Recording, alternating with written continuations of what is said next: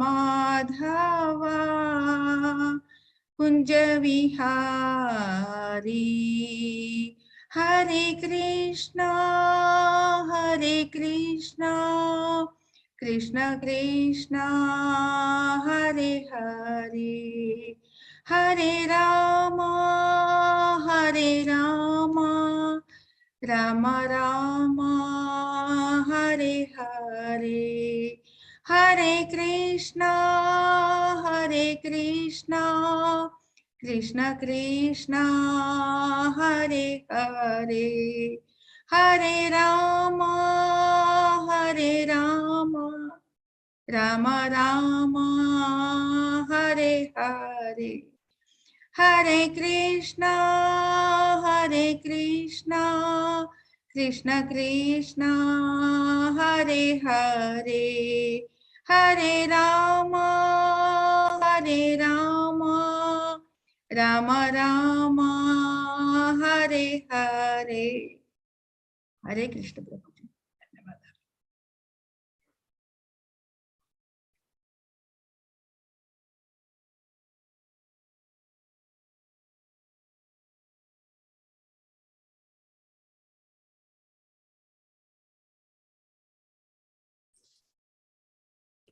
ओम नमो भगवते वासुदेवाय।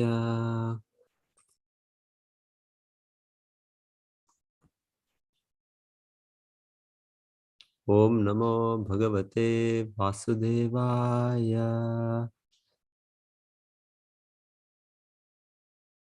ओम नमो भगवते वासुदेवाय।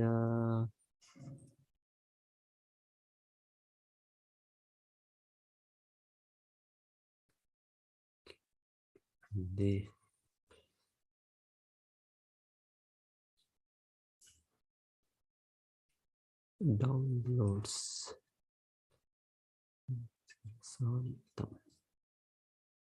ओम अज्ञानतिमिरान्धस्य ज्ञानाञ्जनशलाकया चक्षुरुन्मीलितं येन तस्मै श्रीगुरवे नमः। नमो विष्णुपादाय कृष्णपृष्ठाय भूतले श्रीमते भक्तिवेदान्त स्वामिनिति नामिने। नमस्ते सारस्वते देवे गौरवाणी प्रचारिणे निर्विशेष शून्यवादी पाश्चात्यदेशतारिणे। जय श्री कृष्ण चैतन्य प्रभु नित्यानंद श्री अद्वैत गदाधर श्रीवासदि गौर भक्त वृंदा। हरे कृष्णा कृष्ण कृष्ण हरे हरे हरे राम राम राम हरे हरे। हरे कृष्ण कृष्ण कृष्ण हरे हरे हरे राम राम राम हरे हरे। हरे कृष्ण कृष्ण कृष्ण हरे हरे हरे राम राम राम हरे हरे। हरे कृष्ण. శాంతిదా మాతాజీ, కొంత నాకు పంపుతారా మీరు భక్తి రసాంశం? Okay Prabhuji, Hare Krishna.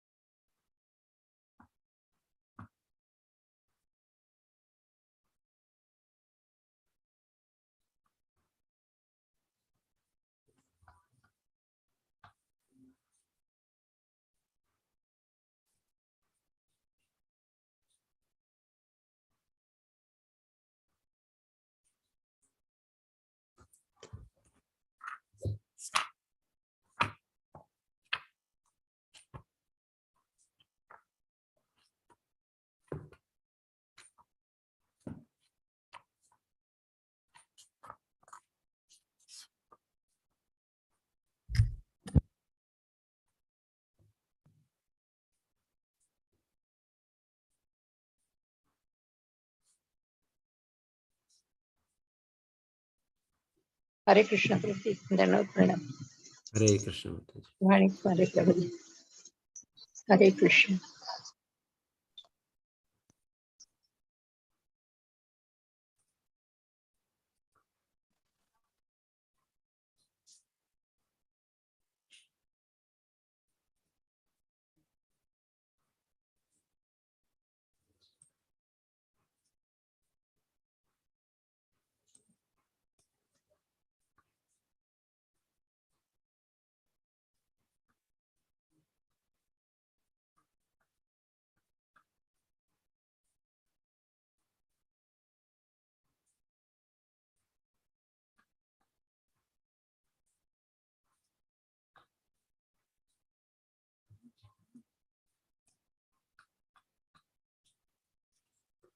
Okay, chapter 12 కదా మాతాజీ.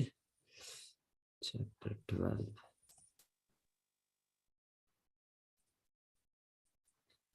భగవత్ సేవా విధానములు. Yes, Prabhuji.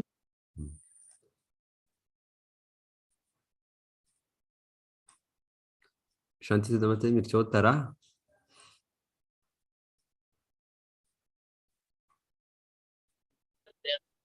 ఓకే हरे ప్రభుజీ. कृष्ण। వేద శాస్త్రములు నాలకించుట.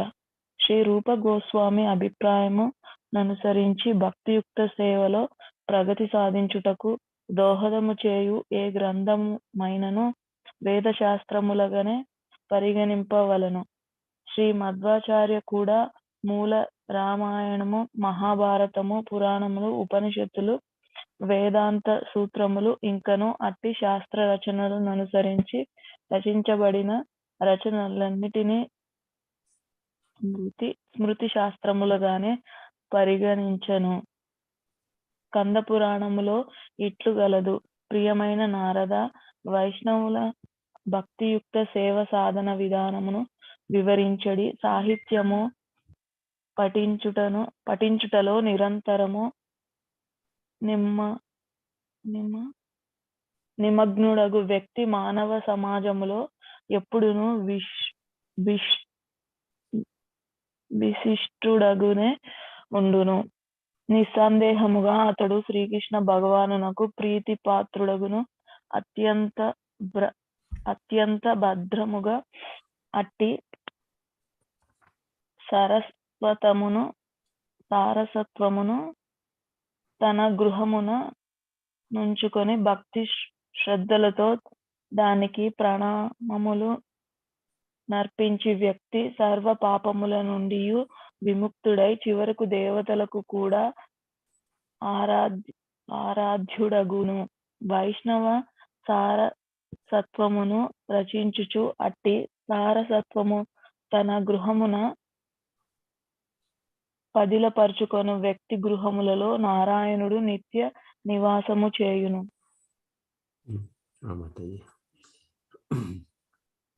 వైష్ణవాని తు శాస్త్రాన్ని ఏ శృణ్వంతి పఠంతి చ ధన్యాస్తే మానవా లోకే తేషాం కృష్ణ ప్రసీదతి. వైష్ణవాని చ శాస్త్రాన్ని ఏ అర్చయంతి గృహే నరాః సర్వపాప వినిర్ముక్తా భవంతి సురవందితాః. తిష్టతే వైష్ణవం శాస్త్రం లిఖితం యస్య మందిరే తత్ర నారాయణో దేవః స్వయం వసతి నారదా. చదవండి. శ్రీమద్ భాగవతము 12.13.15లో ఇట్లు తెలుపబడినది: సర్వ వేదాంత సారసత్వమునకు సారభూతమైనది శ్రీమద్ భాగవతము. ఏదో విధముగా శ్రీమద్ భాగవత పఠనముతో అనుబంధం ఏర్పడు వ్యక్తికి ఇతర సారసత్వ పఠనముపై అభిరుచి ఉండదు. అనగా శ్రీమద్ భాగవత పఠనమును వలన కలుగు దివ్యానందము చవిచూచిన వ్యక్తికి ఇతర ఐహిక రచనలు తృప్తినియాజాలవు. సో ఈ అధ్యాయంలో ఈ 2-3 అధ్యాయాల గురించి వింటుండేది భక్తి మార్గంలో 64 అంశాలు. సో ఈ 64 అంగాలు అని చెప్పొచ్చు. సో యాక్చువల్లీ ఇది మూలంగా 9 అంగాలే. యావది శ్రవణం, కీర్తనం, స్మరణం, అర్చనం, వందనం, దాస్యం, సాఖ్యం, ఆత్మనివేదనం, నవవిధ భక్తి. దాన్ని కొంత విభాగం చేసి డీటెయిల్గా 64 అంగాలుగా ఇక్కడ రూప గోస్వామి గారు ఇస్తున్నారు. సో ప్రతి ఒక్క దీనికి కూడా వీళ్ళు శాస్త్ర సపోర్ట్ దాన్ని నిరూపించుతున్నారు. సో దానికి ఇప్పుడు శ్రవణం. సో శ్రవణం అంటే యావది భగవంతుడ గురించి వేద సాహిత్యం, రివీల్డ్ స్క్రిప్చర్ అని చెప్తున్నారు. రివీల్డ్ స్క్రిప్చర్ అంటే ఏమనేది ఇక్కడ వేద శాస్త్రం. వేద శాస్త్రం సరే అంటే ఇది భగవంతుడు అపౌరుషేయ గ్రంథాలు, సామాన్య గ్రంథాలు కాదు. సో ఇది మూలంగా వేద గ్రంథాలే భగవంతుడి నుండి వచ్చేది. నా బ్రహ్మడికి భగవంతుడు చెప్పింది వేద గ్రంథాలు. సో అది శృతి. సో దాన్ని పూరించే అర్థంగా ఉండే గ్రంథాలు భగవంతుడు ప్రతినిధులు, గొప్ప ఆచార్యులు, శుద్ధ భక్తులు. సో వాళ్ళు రచించింది స్మృతి, పురాణ అలాగా చెప్పేది. పంచరాత్ర విధి అంతా ఇక్కడ చెప్తుండేది. అవంతా కూడా సేమ్ మేము విలువనే ఇవ్వాలి. శృతిది మనకి అవగాహన మనకి నేరంగా కాదు. దానికోసము స్మృతి, ఇప్పుడు మహాభారత అది ఒక ఇతిహాసము. దాన్ని వేదవ్యాసం రచించింది వేద అవగాహన మనకి తెలిపేదానికి. 4 వేదాలుగా వాళ్ళు విభాగం చేశారు. రిగ్, యజుర్, సామ, అథర్వ. సో దాన్ని సేమ్ మీనింగ్ని మనకి ఇంకా మనకి ఈజీగా అనువుగా ఫాలో అవ్వాలి, అండర్స్టాండింగ్ అవ్వాలి అవగాహనకి వాళ్ళు పంచమ వేద అని చెప్పే మహాభారతం రచించారు. సో ఇది మూల వేదాల్లో 4లో లేవు, అయితే కూడా ఇది మనకి అదే వేద జ్ఞానము, వేద వాన్మయం అవగాహన ఇచ్చేదానికి రచించిండేది. సో అదే ఆథర్ వేదవ్యాసుడే రచించిండేది. సో ఇది పంచమ వేద. అది ఇది ఎంతో చరిత్రలు, ఇతిహాసాలు, దాంతో పాటు ఎక్స్ప్లెనేషన్స్. సో అలాగనే పురాణాలు చెప్పాలంటేనో భగవంతుడ దివ్య లీలలు, అది ఒరిజినల్ వేద భగవంతుడు చెప్పింది దాంట్లో లేదు. అయితే ఇది భగవంతుడ నేరంగా భగవంతుడు అవతారం జరిగిన గురించి ఉండే పురాణాలు, వరాహ పురాణ, నరసింహ పురాణ, మత్స్య పురాణ. సో ఇది కూడా ఒక ఇతిహాసం, ఒక చరిత్ర. సో ఇది చెప్పండి, పురాణ అంటే పూరయతి, వేదవాన్మయం అవగాహనని పూరించుతుంది. సో ఇవంతా సేమ్ విలువ ఇది ఇచ్చేది. వీళ్ళు చెప్పేది ఒక మాట ఉంది, శృతి స్మృతి పురాణాది పంచరాత్రికి విధింబిన ఐకాంతికి హరేర్ భక్తిర్ ఉత్పాత ఏవ కల్పతే. హరిభక్తి అంటే దీని అనుసారంగా ఉండాలి. ఏ అనుసారంగా ఉండాలి? శృతి, మూల వేదాలు, స్మృతి, మహాభారత వంటి శృతి, స్మృతి, పురాణ, 18 పురాణాలు, భాగవత పురాణ, శ్రీ స్మృతి పురాణాది పంచరాత్రికి విధింబిది. ఈ పూజా విధి నారదముని వేరే పంచరశ్రీ లక్ష్మీదేవి వాళ్ళ పరంపరలో వచ్చేది. సో ఏదైనా సో ఈ విధానం, ఈ అనుసారంగా భక్తి కార్యకలాపాలు ఉండాలి అని చెప్తుండేది. సో ఇక్కడ మేము చూసింది ఒకటి స్కంద పురాణంలో చెప్తున్నారు, ఇంకొకటి స్కంద పురాణం శ్రీమద్ భాగవతంలో చెప్తున్నారు. ఇక్కడ చెప్తుండేది ఈ గ్రంథాల్ని దీన్ని సరిగా దీని మర్యాద గౌరవం ఇస్తూ మన గ్రంథాలు పెట్టుకునేదానికి మనకి ఎంత ఇది ఉంది అని చెప్తున్నారు. భగవంతునే ఉన్నట్ల, ఇట్లా మన విగ్రహం భగవంతుడు వేరే కాదు. అలాగనే ఈ గ్రంథాలు కూడా అలాగనే గ్రంథావతారం అని చెప్పొచ్చు. ఇది భగవంతుడనే చెప్పాలి అని ఆ దీనిగా చెప్తున్నారు. ఇక్కడ సాహిత్యం వివరించడం నిరంతరం నిమగ్నుడు ఈ వ్యక్తి మానవ సమాజంలో ఎప్పుడునూ విశిష్టుడుగానే ఉండును. సో మనస్సు దాని అవగాహన పెట్టుకునే దాంట్లో భగవద్గీతలో భగవంతుడు ఏం చెప్తున్నారు, భాగవతం ఏం చెప్తున్నారు. సో అది ఒక్క శ్లోకాన మేము 2 శ్లోకాలు వింటాను రోజు, దాని గురించి మనము ఆలోచిస్తూ ఉంటాయి. సో మా మనస్సు అనేది ఆ భౌతికం నుండి ఆధ్యాత్మికంకి అది మారుతుంది. అది సో ఏది భగవంతుడి వాక్యాలు ఉన్నాయి, ఏది గ్రంథాల ఇది ఉంది, సంగతులు ఉన్నాయి, దాన్నే మేము స్మరించేదానికి ప్రయత్నిస్తుండాలి. అంటే మనస్సు అది ఒకవైపు ఉండదు, అది ఎంతో విషయాలు, ఎంతో ఇది ఆలోచిస్తుంది. దానిపైన చేసే బదులు మనం భగవంతుడు చెప్పిన ఈ గ్రంథాలు, భగవంతుడు చెప్పిన వాక్యాలు, భగవద్గీత, భగవంతుని గురించి ఉండే గ్రంథాలు, దాన్ని స్మరించాలి మనం. సో ఇక్కడ మనకి ఇది చేయాలి మనము అని మనకి ఇది భక్తి కార్యాల్లో చాలా బలవంతమైన ఇది విధానం మాకు అని ఇక్కడ తెలిపిస్తున్నారు. ఇక్కడ ఓకే, నెక్స్ట్ మథురాపుర నివాసం. రాజేశ్వరి కృష్ణ. మాత చదవండి. హరే కృష్ణ మాతాజీ. హరే కృష్ణ ప్రభుజీ. సారీ. మధురాపుర నివాసము. మధురాపుర నివాసమును ప్రశంసించు వాక్యం ఒకటి ఆదివరాహ పురాణంలో కనిపించును. అందులో వరాహస్వామి భూలోకవాసులతో ఇట్లు తెలుపును: మధుర కాకుండా ఇతర ప్రదేశముల వైపునకు ఆకర్షింపబడు వ్యక్తి నిశ్చయముగా మాయాశక్తికి వసుడగును. బ్రహ్మాండ పురాణంలోని త్రిలోకములలో గల పుణ్యక్షేత్రములను దర్శించుట ద్వారా కలుగు ఫలితములను కేవలము మధురాపురిలోని పవిత్ర నేలను తాకుట ద్వారా కలుగును. కేవలము మధురాపురి నేలను తాకుట ద్వారా లేక శ్రవణ, స్మరణ, కీర్తన, వాంఛ, దర్శన, స్పర్శనల ద్వారా ఒక వ్యక్తి సర్వాభీష్టములను సాధించగలడని అనేక శాస్త్రములు తెలుపుచుండెను. భక్తుల సేవ. వైష్ణవులు లేక భాగవత సేవ. ఓకే, సర్వీస్ భక్తుల సేవ కూడా అవుతుంది. Service to devotees. ఓకే. వైష్ణవులు లేక భగవద్భక్తుల సేవను ప్రశంసించు చక్కటి శ్లోకం ఒకటి పద్మపురాణంలో కనిపించును. అందులో పరమశివుడు పార్వతితో ఇట్లు తెలుపును: ప్రియమైన పార్వతి, వివిధ రకాల ఆరాధన పద్ధతులు కలవు, మరియు అట్టి విధానములలో పరమపురుషుని ఆరాధన అత్యున్నతమైనదిగా భావింపబడును. ఏమైనను భగవంతుని ఆరాధన కంటేను భగవద్భక్తుల ఆరాధన అత్యున్నతమైనది. ఇట్టి మరొక శ్లోకము శ్రీమద్ భాగవతము 3.7.19 కూడా కలదు: నేను భగవద్భక్తుల శ్రద్ధాళుడనై దాసుడనగుదును గాక.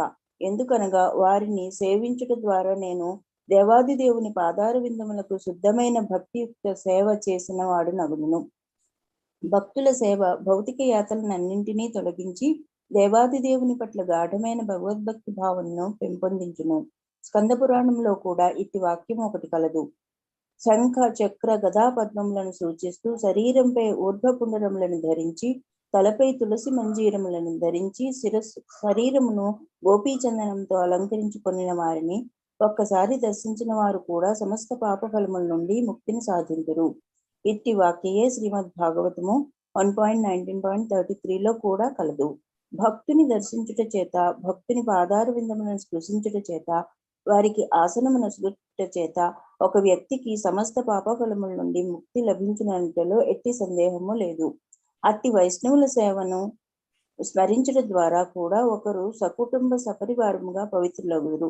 ఇక ప్రత్యక్షముగా వైష్ణవులను సేవించే వారి విషయమును గూర్చి చెప్పేదేముండును.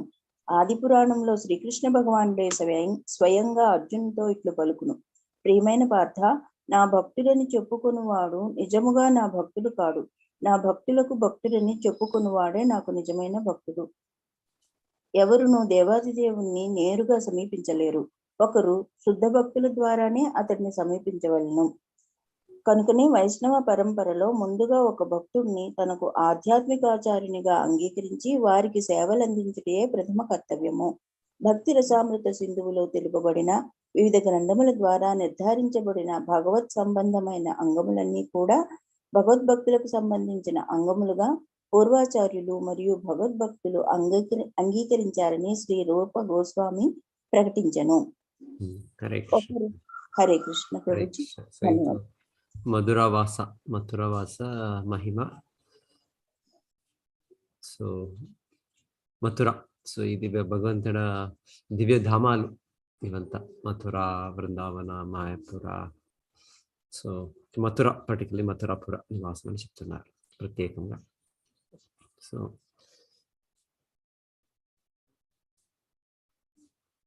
ఇక్కడ ఇంత మాయాశక్తికి వశుడు అగును.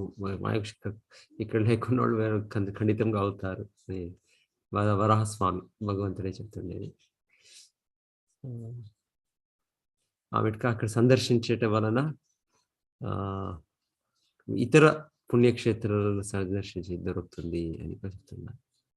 తాకుట వలన శ్రవణ, స్మరణ, కీర్తన, కామన దర్శన స్పర్శనముల వలన ఒక వ్యక్తి సర్వ అభిష్టములను పొందగలడని పలు శాస్త్రంలో తెలుపుచున్నాను.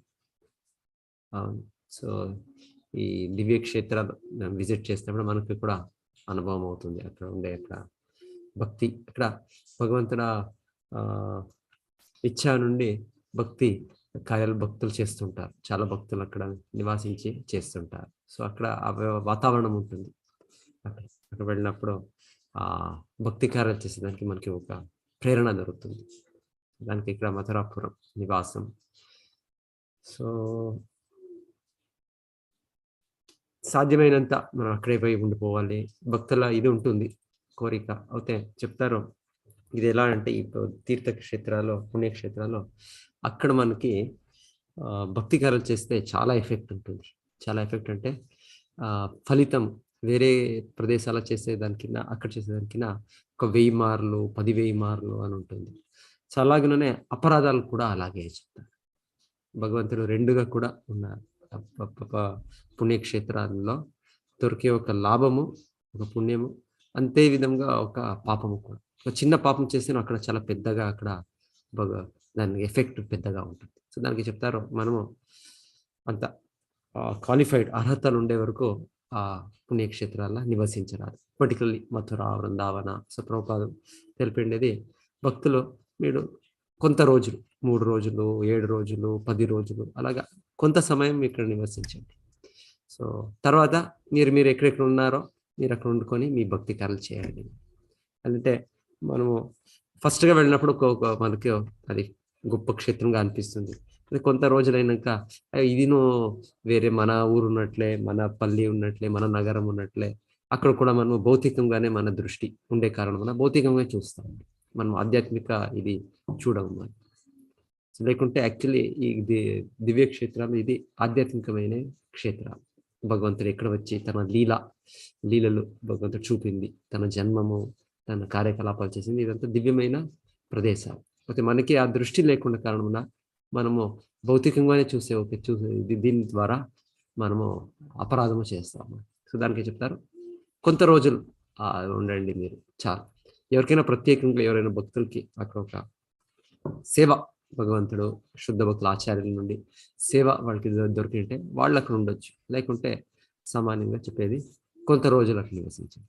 సో మనం ఎక్కడుంటేనో భక్తి చేసా మనము పవిత్రులు అవుతా ఆమెకు భగవంతుడు అనుగ్రహం ఉంటే చెప్తారు. సో అంత్యకాలమున మనము అక్కడ నివసించి అక్కడ భక్తి కార్యాలు చేసి దేహత్యాగం చేయొచ్చు. మనం సో దానికి ప్రయత్నం చేయొచ్చు, ఒక అభ్యాసం చేయొచ్చు. లేకుంటే ఇది దాని గొప్పతనం అట్లీస్ట్ మనం తెలుసుకున్నారు. ఇక్కడ చెప్పినట్లు ఉత్తరవాసం నుండి సంపూర్ణ మాయా ప్రభావం, ఆ మోహమైన జీవన ప్రభావంని ముక్తులు అవ్వచ్చు అని ఇక్కడ చెప్తున్నారు. ఒక్కొక్క క్షేత్ర మహిమలు కూడా ఉన్నాయి. అది ఒక టైంకి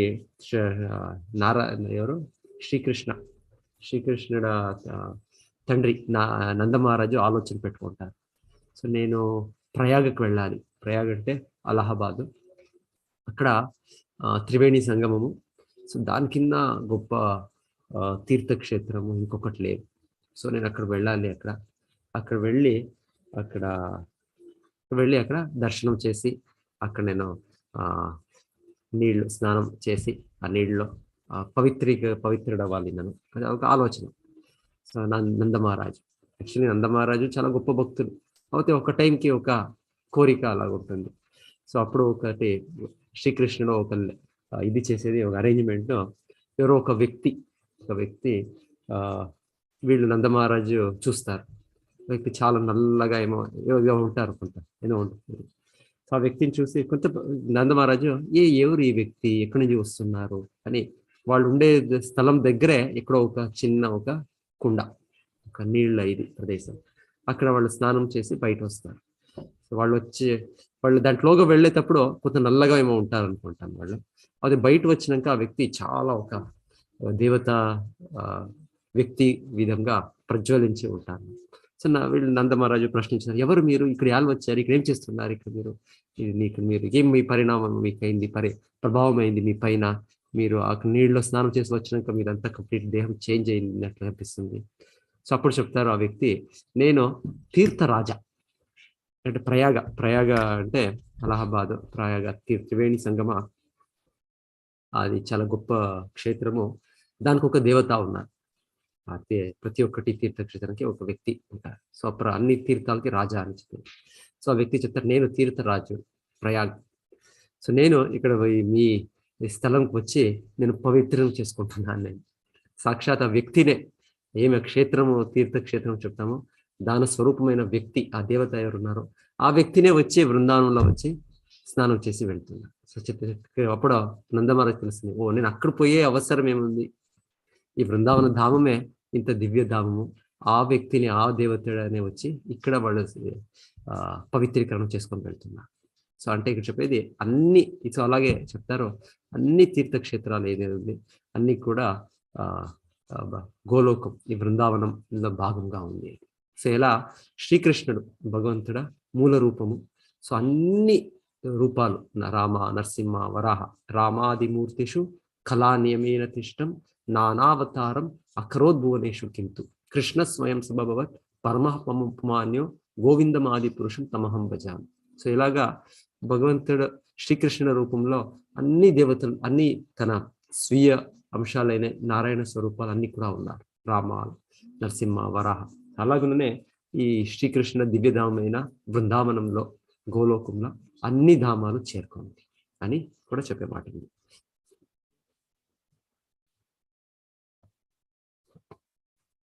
సో భక్తుల సేవ సర్వ వేదాంత సారం హి శ్రీ భాగవతం ఇష్యతే తద్ రసామృత తృప్తస్య నాన్యత్ర స్యాద్ రతి క్వచిత్ మథురాం చ పరిత్యజ్య యో అన్యత్ర కురుతే రతిం మూడో భ్రమతి సంసారే మోహితో మమ మాయయ. ఇది వరాహ దేవుడు చెప్తుండేది వరాహ పురాణం. త్రైలోక్య వర్తి తీర్థానాం సేవనా అదుర్లభ హి యా పరానందమయ సిద్ధిర్ మథురా స్పర్శ మాత్రతః. ఓకే, ఇది శ్రీ మథురావాసం గురించి చెప్పింది. ఇప్పుడు భక్తుల సేవ దాని గురించి శివుడు చెప్తుండేది. ఆరాధనానాం సర్వేషాం విష్ణోరారాధనం పరం తస్మాత్ పరతనం దేవి తదీయానాం సమర్చనం. సో పార్వతీదేవి అడిగేది, ఈ ఏ పూజ, ఏ ఆరాధన ఉన్నతమైనది. సో అప్పుడు శివుడు చెప్తుండేది, అన్ని ఆరాధన కింద అంత పెద్దది గొప్పది అంటే విష్ణు ఆరాధన, దానికిన్నా పైన ఏదీ లేదు.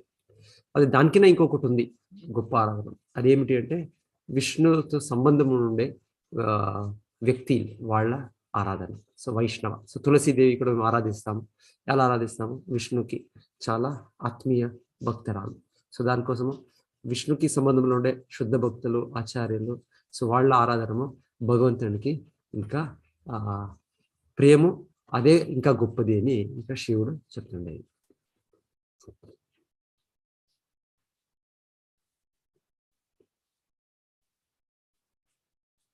సో యాక్చువల్లీ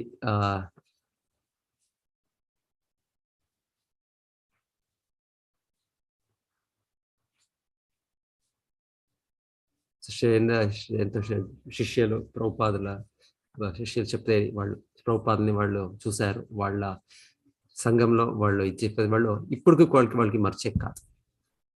చెప్తారు, ఎంత ప్రభుపాద వాళ్ళ సంఘం వాళ్ళకి దొరికింది ఎప్పుడోగా 40-50 సంవత్సరాలు ఎంత, 1977 శిల ప్రభుపాదులు ఇది. సో అయితే వాళ్ళ శిష్యుల్ని మేము ఎవరికి వాళ్ళని ఇచ్చేస్తేనో వాళ్ళు చెప్పే అనుభవము, ఇది వాళ్ళ అనుభవం వాళ్ళు చెప్పే దాంట్లో ఆ ప్రభుపాద వ్యక్తిత్వము అంత స్థిరంగా వాళ్ళ ఇదైంది, ప్రతిష్టాపనైంది.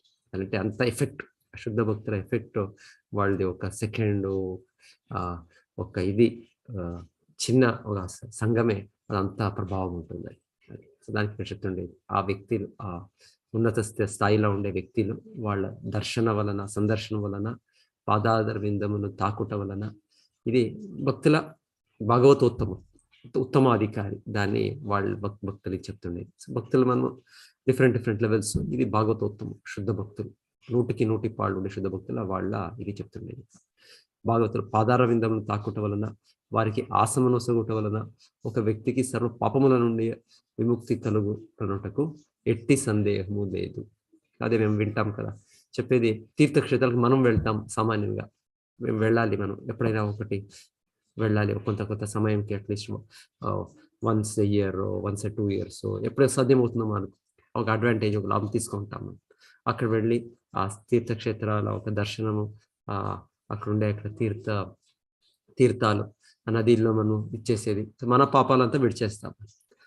సో మన స్థితి ఒక శుద్ధ భక్తులు చెప్పేది, వాళ్ళు అక్కడ వచ్చి స్నానం చేసినప్పుడు వాళ్ళు అక్కడ ఉండే పాపాలని తీస్తారంట. ఆ పవిత్ర క్షేత్రాలు పవిత్రమవుతుంది. తీర్థి కురువతి తీర్థాలు. సో ఆ వ్యక్తులకి ఇక్కడ చెప్తుండే, అంత గొప్ప వ్యక్తులు వాళ్ళ సందర్శనం వలన, పాదాలను తాకుట వలన, వాళ్ళ స్పర్శం నుండి మన అంత పాపాలు ముక్తులవుతుంది అని చెప్తున్నారు. సో అయితే ఈ లెవెల్లో లేకున్నప్పుడు మనము ఆ విధమైన గౌరవం స్వీకరించరాదు, అది మనం అపరాధం అవుతుంది. సో ఎవరైనా వ్యక్తి లేదు నేను కూడా శుద్ధ భక్తుడు, నేను అలాగనే స్వీకరిస్తానంటే అది వాళ్ళకి పెద్ద అపరాధం అయిపోతుంది. సో ప్రతి ఒక్కటి కూడా ప్రామాణికంగా, సో ప్రతి ఒక్కరు ఆ లెవెల్లో ఉన్నోళ్ళు దాన్ని స్వీకరించేది. సో దాన్ని కూడా మనం చూడాలి కరెక్ట్గా.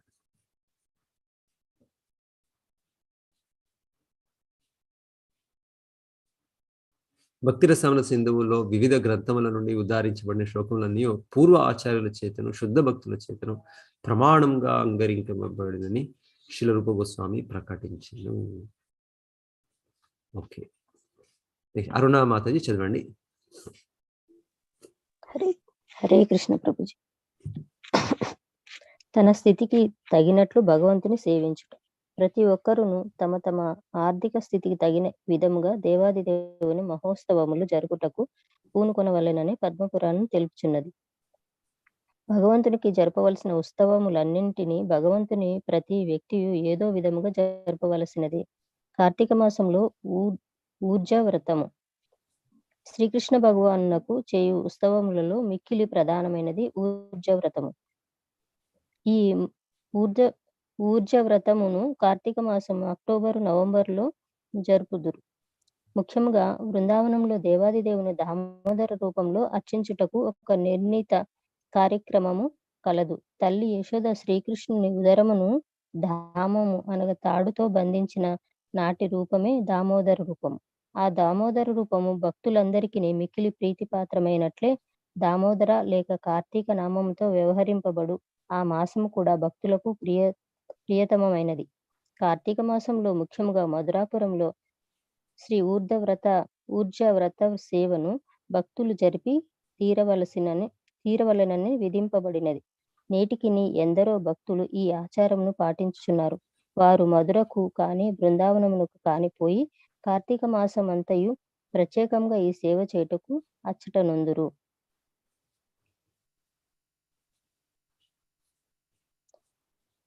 పద్మపురాణంలో ఇట్లు తెలుపబడినది. దేవాది దేవుడు భక్తులకు ముక్తిని గాని ఐహిక సుఖములను కానీ ప్రసాదింపవచ్చును. కానీ కార్తీక మాసంలో ముఖ్యంగా మధురా నగరిలో కొన్నాళ్ల పాటు ఈ సేవ చేసిన భక్తుడు దేవాది దేవుని పట్ల శుద్ధ భక్తిని సాధింపవాలని మాత్రమే కోరుకొనును.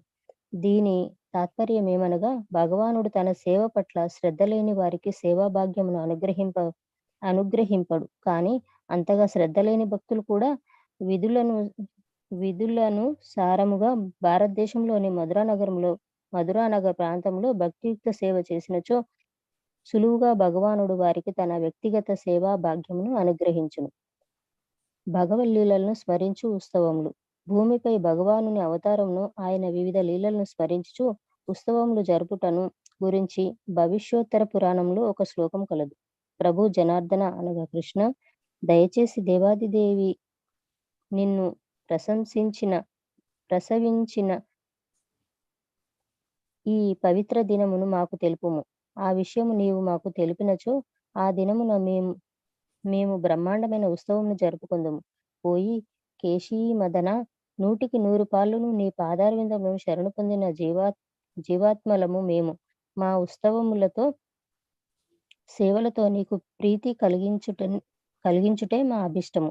భవిష్యోత్తర పురాణంలోని ఈ శ్లోకము వలన భగవాను వివిధ లీలలను స్మరించుచు ఉత్సవములను జరుపు భక్తుడు ఆయనకు ప్రీతిపాత్రుడు కాగలడని విదితమగుచున్నది.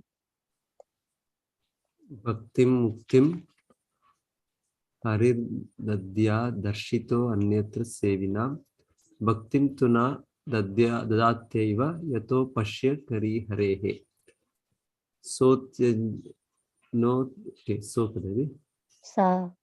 సా త్యంజస హరేర్భక్తిం లభ్యతే కార్తికే నరైః మథురాయాం సకృదపి శ్రీ దామోదర సేవినాం.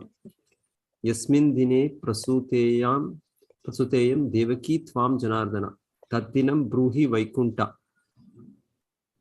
కుర్వస్తే తత్ర చోత్సవం తేన సమ్యక్ ప్రసన్నానాం ప్రసాదం కురు కేశవః. ఓకే మాతాజీ. హరే కృష్ణ. సో భగవంతుడ సంబంధంలో ఉండే జన్మాష్టమి, రామనవమి, గౌర పూర్ణిమ, కార్తీక మాస, ఇక్కడ దామోదర ఇది పూజ. సో ఇవంతా చెప్తుండేది, ఇవంతా ఆచరించాలి. తన స్థితికి తగినట్లు భగవంతుని సేవించుట, ఇది కూడా చాలా తన స్థితికి తగ్గించుట. ప్రతి ఒక్కరూ తమ తమ ఆర్థిక స్థితికి తగిన విధముగా దేవాది దేవుని మహోత్సవములు జరుపుటకు పూనుకొనవలెనని పద్మపురాణము తెలుపుచున్నది. భగవంతునికి జరపవలసిన ఉత్సవములన్నింటికి భగవంతునికి ప్రతి వ్యక్తి ఏదో విధంగా జరపవలసినదే. లేకుంటే మందిరాలు ఉంటుంది, అక్కడ వెళ్ళి మనం పార్టిసిపేట్ చేయొచ్చు మనం. సో దానికోసం వెనకాలే అంత ఫుల్ ఒక సమాజం సంపూర్ణ ఇదే ఒక నగరం దాన్ని చేసే విధంగా ఉంటుండే. సో ఎలా ఒక ప్యాలెస్గా ఉంటుండే మందిరాలు. సో అప్పుడు అందరూ కూడా ప్రతి ఒక్కరు తమ తమ దీనికి అనుసారంగా వాళ్ళు ఏదో ఒకటి సేవ చేసేవాళ్ళు, భగవంతుడికి కనెక్షన్. సో చూస్తాము తిరుపతి, శ్రీరంగం, మొత్తం పెద్ద పెద్ద దేవస్థానం వెనకాలి ఉండే సమయం అంటే ఎంతో ఫెస్టివల్స్ ఉంటుంది. సో సంపూర్ణంగా మనకి భక్తి కార్యాలని మన మగ్నం చేసే విధంగా ఆచార్యుల్లో భగవంతుడు ఏదేదో ఒక లీలలు దాన్ని వాళ్ళు ప్రత్యేకంగా ఇచ్చారు. సో ఇప్పుడు ప్రస్తుత సమయానికి టైం ఫ్యాక్టర్ అని కూడా చెప్పాలి. ప్రతి ఒక్కరు మన సమాజం ఒకటి డిఫరెంట్గా ఉంది. అట్లీస్ట్ కొన్ని ఇంపార్టెంట్ ఫెస్టివల్స్ ఇక్కడ ఒకవైపు రూపా చెప్తారు భక్తుల శిష్యులకి, నేను వైకుంఠంలో రోజు అక్కడ పండగే, అక్కడ ఇదే నిత్య ఉత్సవమే. అయితే మనకి ఇప్పుడుండే భౌతిక జగత్తులో మనకి అంత శక్తి లేవు. దానికోసము అట్లీస్ట్ కొన్ని ఇంపార్టెంట్, మనకి శిల ప్రభుపాదలో జన్మాష్టమి ఇంపార్టెంట్ ఫెస్టివల్, అలాగనే గౌర పూర్ణిమ శ్రీ చైతన్య మహాప్రభు అవతరించే రోజు, రథయాత్ర ప్రపంచం, అలాగే రథయాత్ర కూడా అది కూడా ముఖ్య రోజు మాకు. సో ఇట్లా ఇంపార్టెంట్ ఈవెంట్స్, ఇంకా పెద్ద పెద్ద ఆచార్యులు వాళ్ళు పుట్టిన రోజు. కాబట్టి ఇక్కడ చెప్పినట్లు తన స్థితికి తగినట్లు మనము దాన్ని ఆచరించవచ్చు. మనం అందరూ చేరి మందిరంలో ఆచరించడం, లేకుంటే మందిర సంపర్కం, లేకుంటే ఎక్కడున్నా మనం అక్కడే మనం దీన్ని మనము మన బంధువులు, మన స్నేహితులతో దీన్ని మనము ఆచరించాలి దీన్ని. సో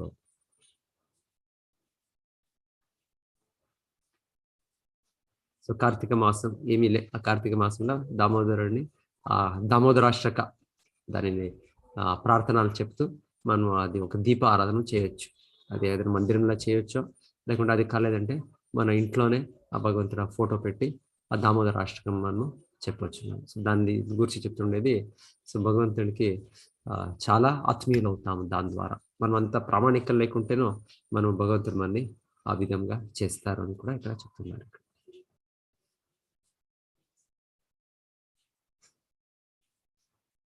పద్మపురాణంలో ఇట్లు తెలుపబడినది, దేవాది దేవుడును భక్తులకు ముక్తిని గాని ఐహిక సుఖములను గాని ప్రసాదించవచ్చును.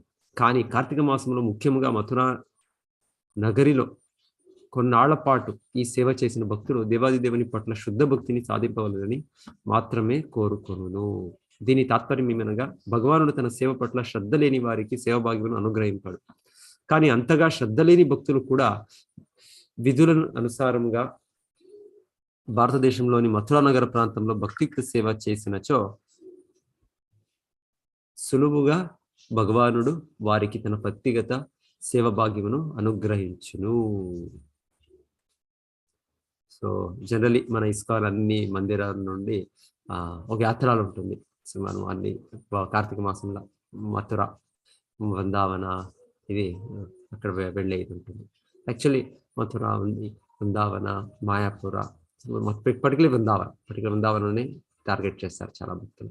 లేకుంటే మాయాపుర, జగన్నాథ్పురి ఇవన్నీ కూడా దివ్య క్షేత్రాలే. భగవంతుల గోలోకంలో ఇవంతా భాగాలే ఇవంతా. సో కార్తీక మాసంలో అక్కడ మేము కొంత రోజులు అయినా మేము విజిట్ చేసి మేము మన భక్తి కార్యాల్లో అక్కడ మనం చేయొచ్చు.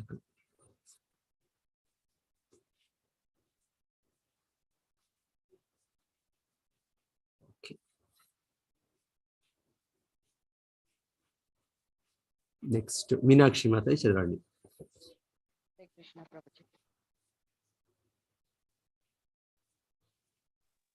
ఇది చదివాను ప్రభుజీ.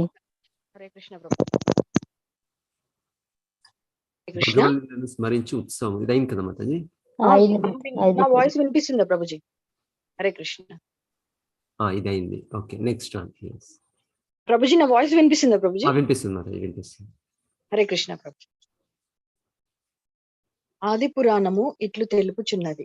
భగవన్నామమును జపించుటలో నిరంతరము నిమగ్నుడైన భక్తియుక్త సేవలో దివ్యానందమును అనుభవించు భక్తునకు కేవలము ముక్తి మాత్రమే కాక నిశ్చయముగా భక్తియుక్త సేవా భాగ్యము కూడా అనుగ్రహింపబడును.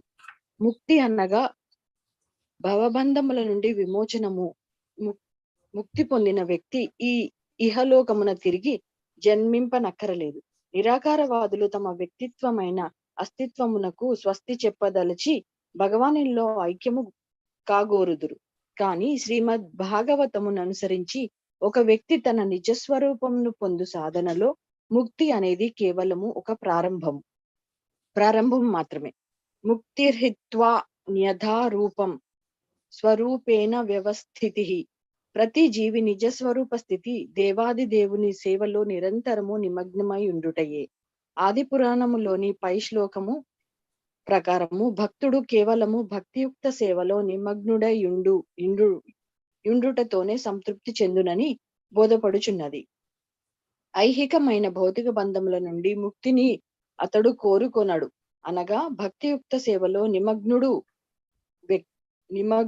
నిమగ్నుడగు వ్యక్తి పైకి ఐహిక బంధములలో జీవించున్నట్లు కనిపించినను అతడు వానికి అతీతుడు అని అర్థము.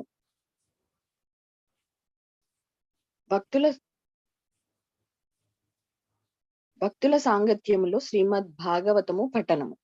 వైదిక విజ్ఞానమునకు శ్రీమద్ భాగవతము 1.1.3 కల్పవృక్షము వంటిది. వేదము అనుమాట అర్థమే జ్ఞాన రాశి అని మానవ జాతి అవసరమైన సమస్త విజ్ఞానమును శ్రీమద్ భాగవతములో ప్రతిపాదింపబడి ఉన్నది. వైదిక సారస్వతములో సంఘశాస్త్రము, రాజనీతి, వైద్యము, ధనుర్విద్య వంటి వివిధ శాఖలకు సంబంధించిన విజ్ఞానము కలదు.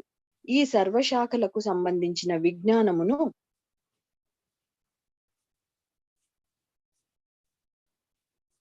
గొప్పగా వేదములలో వివరించబడినది. మరియు ఆధ్యాత్మిక జ్ఞానము కూడా ఉదాత్త పద్ధతిలో వర్ణింపబడినది. అట్టి వేదములనేడి కల్పవృక్షముపై వెలసిన పూర్తిగా పండిన పండుగ శ్రీమద్ భాగవతము పరిగణింపబడుచున్నది. పండ్ల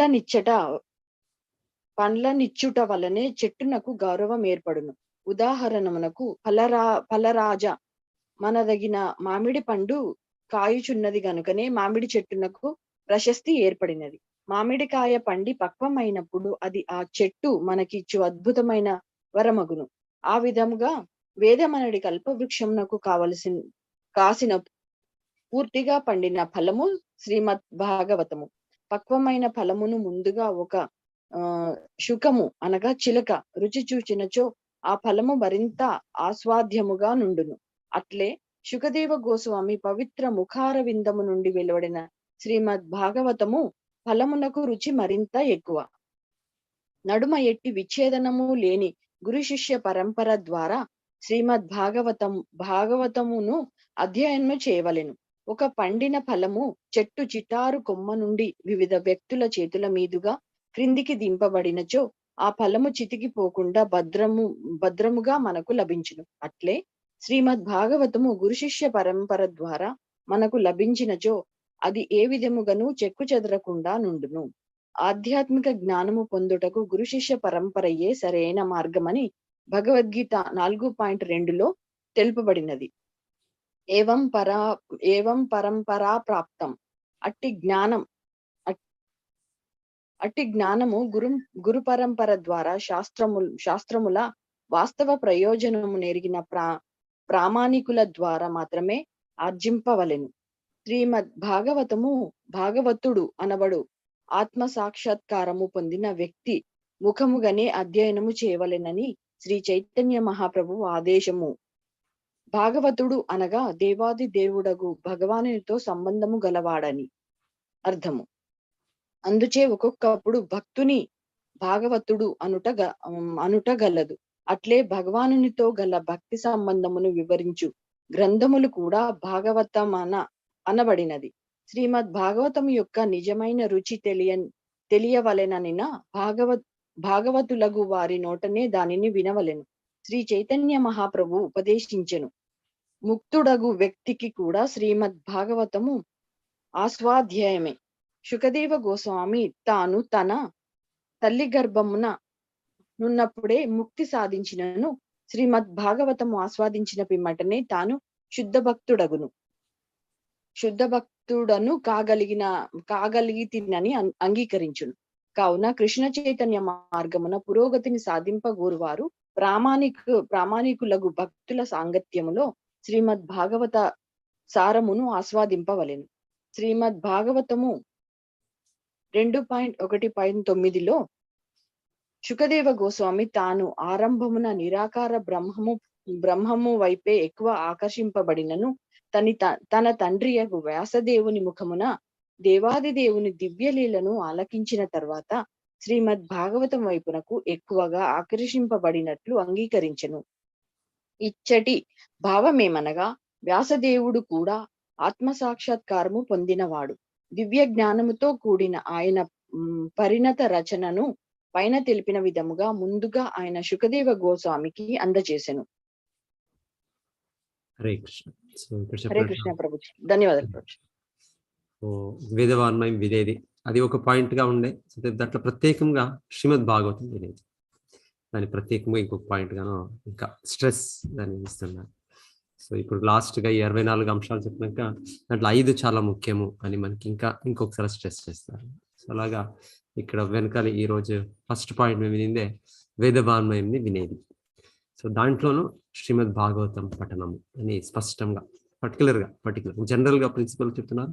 అయితే పర్టికులర్ గా దాన్ని నొక్కి కూడా అది దాంట్లో ముఖ్యం ఏమి అనే సారం ఏమిటి అనేది కూడా చెప్తుండేది.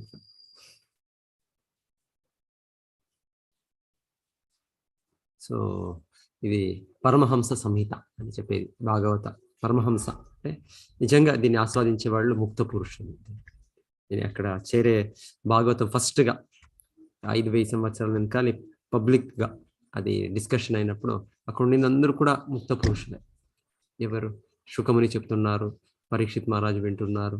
సో అక్కడుండే సభలో నారద, పరాశరముని అంత గొప్ప గొప్ప ఋషిమునివే ఉన్నారు. సో అందరూ కూడా ముక్త పురుషులు. సో నిజంగా ఇది ఆస్వాదించేది ఆ వ్యక్తి. అయితే మనకు కూడా ఇది ఒకటి సాధనగా మనకి ఇచ్చారు. మనకి ఈ భాగవత గ్రంథం అధ్యయనము, దీని శ్రవణము చేసేది. సో ఇది ఒక ప్రభుపాద చెప్పేది పోస్ట్ గ్రాడ్యుయేట్ అన్నట్టు. మనం గ్రాడ్యుయేషన్ చేస్తాం, పోస్ట్ గ్రాడ్యుయేషన్ చేస్తాం. అలాగా ఈ భాగవతం అనేది అన్ని గ్రంథాలు, అన్ని వేదవాన్మయం తీసుకుంటేను దాంట్లోనే ఇది మనకి అంత డీటెయిల్గా, అంత విస్తారంగా మనకి భగవంతుడ అవగాహన దొరుకుతుంది. మనకు భగవంతుడు కూడా నిత్య సంబంధము, భక్తి మనకు జాగ్రత్తం అవుతుంది. సో ఇది ఈ భాగవతం వినేది, దీన్ని అధ్యయనం చేసేది, ఇదే మనకి ఆ భక్తి ఇలా మనకు భక్తిగా చాలా చాలా పురోగతి సాధించుతాము, భగవంతుడ ప్రాప్తి అవుతుంది మాకు. సో ఇది చాలా ముఖ్యమైన విధానం. ఈ భాగవతము వినేది, భాగవతం చదివేది, దాని అవగాహన తీసుకునేది. నిగమ కల్పతరోర్ గలితం ఫలమిదం, నిగమ కల్పతరోర్ గలితం ఫలం శుకముఖాద్ అమృత ద్రవ సంయుతం పిబత పీబత భాగవతం రసమాలయం ముహురహో రసికా విభావకాః. ఓకే, ఎవరికి ఇంకేమైనా చెప్పాలి అంటే, ఇంకేమైనా ప్రశ్నలు ఏమైనా ఉంటే?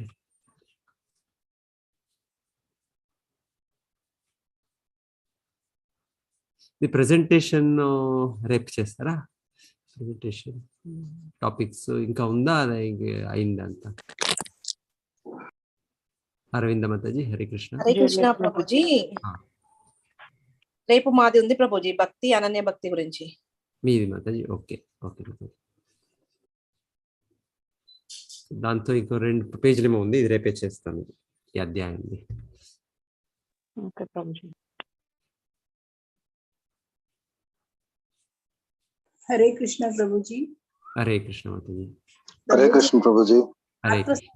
ఆత్మ సాక్షాత్కారము దాని గురించి వివరించిన ప్రభుజీ కొంచెం. ఏది మాతాజీ? ఆత్మ సాక్షాత్కారం. ఆత్మ సాక్షాత్కారం అంటే మనం ఎవరు అని మనం తెలుసుకోవాలి, మన గురుతు. సో చెప్పేది మనం ఒకటి ఎగ్జాంపుల్ చాలా బాగా వింటుంటుంది. మబ్బులో ఉన్నప్పుడు కనిపించదు, ఏమీ కనపదు. మనము నేనే చూసే కాదు, ఇంకెవరు నా చుట్టూ ఎవరున్నారు చూసే కాదు, ఎవరు కనపరు. మాకు అంతా ఒకటే కనిపిస్తుంది, ఒకలాగానే కనిపిస్తుంది. సో అయితే ఒక వెలుగు వస్తే, ఒక సూర్య వెలుగు వస్తే అప్పుడు సూర్యుడు కనుపుతాడు, మనము మనం చూడవచ్చు. మన చుట్టూ ఉండే అన్ని కూడా విభిన్నంగా ఉండేది, ప్రతి ఒక్కటి చూడవచ్చు. సో అలాగే చెప్పేది ఆత్మ సాక్షాత్కారం సంపూర్ణం అంటే భగవంతుడ సాక్షాత్కారం చేరినప్పుడు. సో భక్తి కార్యాలు ఏమవుతుంది, భగవంతుడు వెలుగున్నట్లు, సూర్యుడు ఉన్నట్లు, అప్పుడు మనకి మన అనుభూతి కూడా అవుతుంది, దాంతోపాటు భగవంతుడి అనుభూతి అవుతుంది, సర్వస్వం మనకి అనుభూతి అవుతుంది. అది లేకుంటే అది ఇండివిజువల్గా తీసుకుంటే బ్రహ్మ సాక్షాత్కార, పరమాత్మ సాక్షాత్కార, భగవాన్ సాక్షాత్కార. యోగులు, జ్ఞానులు వాళ్ళంతా అభ్యసించేది ఫస్ట్గా నేను దేహం కాదు అని నేను అనుభూతి పొందాలి. దానికి తీవ్ర తపస్సులు, లేకుంటే అభ్యాసాలు, అష్టాంగ యోగము, లేకుంటే ఈ జ్ఞాన మార్గంలో అధ్యయనాలు, శాస్త్ర గ్రంథాల అధ్యయనము, మానసిక ఊహాపోహలు. సో దీని ద్వారా వాళ్ళు ఈ దేహంకి భిన్నంగా వాళ్ళు ఆత్మసాక్షాత్కార విధానం తీసుకుంటారు. భక్తి మార్గం చేయము. మనము భక్తి మార్గంలో నేరంగా భగవంతుడు సంతృప్తి చేసే విధానంతో భగవంతుని అనుగ్రహం నుండి మనం ఎవరు తెలుస్తుంది, భగవంతుడు ఏది తెలుస్తుంది, మనకు భగవంతుడికి నిత్య సంబంధంలో మన కర్తవ్యం ఏమిటి అని తెలుస్తుంది. సో అంతా ఒకే దీంట్లో ఒక స్ట్రోక్లో మనకు అన్ని కూడా తెలుస్తుంది అని చెప్తారు. ఇంకొకటి చాలా ఎగ్జాంపుల్ చెప్తారు. ఒక సుత్తి హ్యామర్ ఒకటి గోల్డ్ స్మిత్ హ్యామర్, ఇంకోటి blacksmith hammer. So goldsmith అంటే అది గోల్డ్ని వాళ్ళు ఇచ్చేసేటప్పుడు, ఏదైనా ఒకటి గోల్డ్ ఆర్నమెంట్స్ తయారు చేసేటప్పుడు స్లోగా కొట్టుతుంటారు వాళ్ళు, చిన్నగా కొట్టుతుండేది. అయితే బ్లాక్ స్మిత్ హ్యామర్ అంటే ఇనుముని చేసేది చాలా పెద్ద, అది చాలా ఇది హెవీ చెప్తారు. ఇది వేరే విధానాలంతా గోల్డ్ స్మిత్ హ్యామర్ అంటే ఆ ఎగ్జాంపుల్లో ఆ స్ట్రెంగ్త్గా బలంగా చెప్పేది ఈ విధానాలు, ఈ జ్ఞానయోగ విధానాలు, అష్టాంగ విధానం, ఇదంతా ఒక చిన్న సుత్తి గోల్డ్ స్మిత్ హ్యామర్. అది భక్తి దాంట్లో ఒక పెద్ద హెవీ, ఒకే టైం ఒక దీంట్లోనే అది బ్రేక్ అయిపోతుంది. సో మనము విడువిడుగా ఆత్మ సాక్షాత్కారం, పరమాత్మ సాక్షాత్కారం, భగవాన్ సాక్షాత్కారం అనేది వెళ్ళే అవసరం లేదు. భక్తి కార్యాల మగ్నం అవుతే అన్ని ఏకంగా ఒక టైంలోనే అన్ని సాక్షాత్కారం అనుభూతి మనకి దొరుకుతుంది.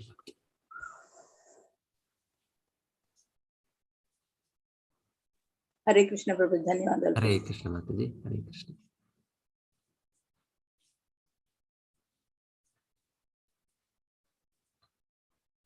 ఇంకా 2 పేజీలు ఉన్నాయి, అది రేపు చూస్తాం. మరలా మథురా నివాసం.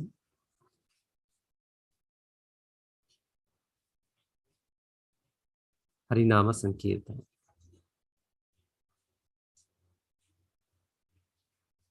ఎస్,